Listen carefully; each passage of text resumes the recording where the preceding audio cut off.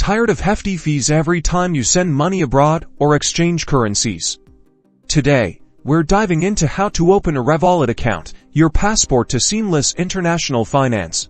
First things first, download the Revolut app from the App Store or Google Play Store and tap Sign Up. It's free. Enter your phone number and Revolut will send you a verification code.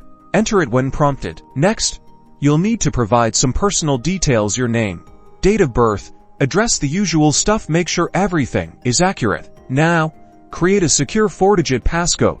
You'll use this to access your account, so make it memorable but not too obvious. Time for the identity check.